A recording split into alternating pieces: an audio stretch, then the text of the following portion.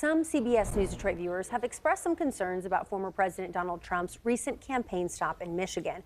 Both he and his running mate, JD Vance, have visited local police departments. They're asking if it's a violation of the Hatch Act, which limits certain political activities of some state and federal employees.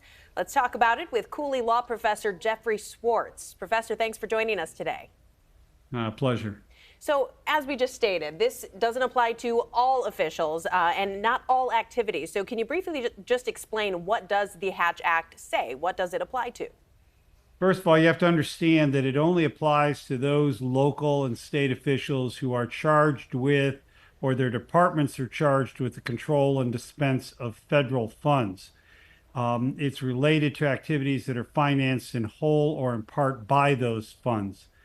According to the Office of the Special Counsel at the Department of Justice, which I read today, the state and local employees who are covered by the Hatch Act are prohibited from using their official authority or influence to interfere with or affect the result of an election or a nomination for office.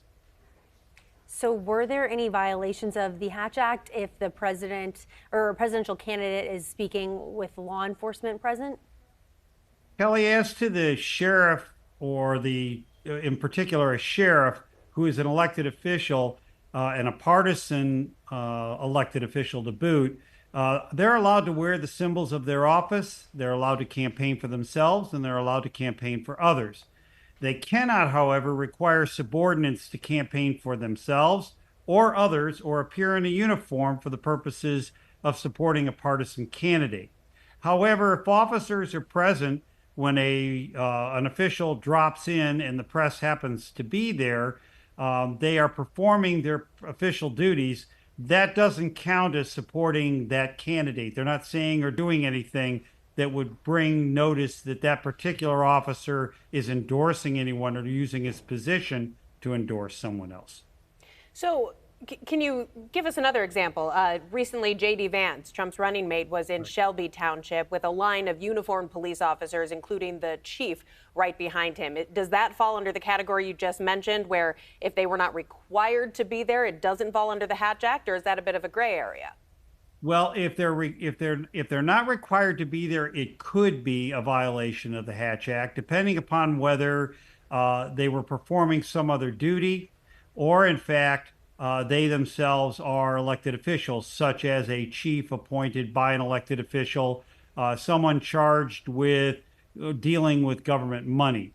I do have personally some problems under the Hatch Act with police officers who are just lined up behind a candidate for the purposes of asserting their position, as you're showing right now, their position as a police officer to try to influence people to vote for one candidate or the other. That is a problem.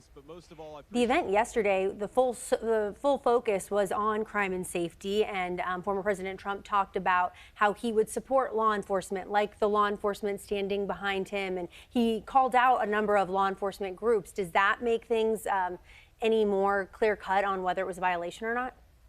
Well, if the groups, for example, happen to be unions, unions have the right to endorse any candidates that they so choose to do. So let's say it's the FOP, the Fraternal Order of Police, just naming one. And he shouts them out for the fact that they have endorsed his candidacy, whether on a local basis or a national basis. That's okay.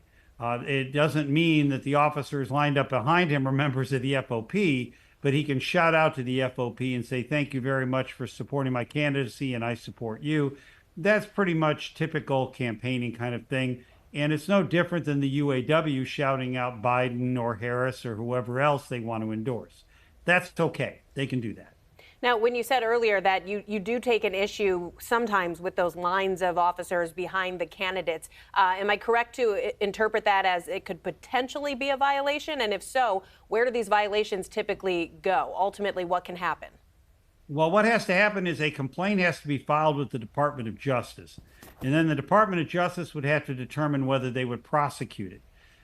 If in fact they are a state or government or state government or a municipal employee or a county employee, and they are found guilty, it's the department that suffers the consequences, not the individual. In other words, The employee would have to the agency would have to remove the employee or forfeit a portion of its federal assistance that it receives up to 2 years worth of the salary for that employee.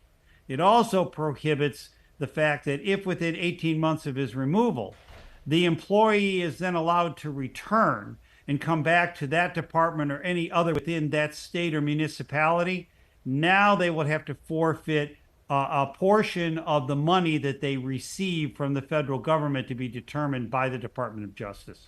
All right. Well, we know we'll have a lot more visits to Michigan in the weeks to come, so we'll keep an eye out for all of that. Jeffrey Swartz, thank you so much for helping to clarify the Hatch Act for us today. My pleasure to be with you. Thank you.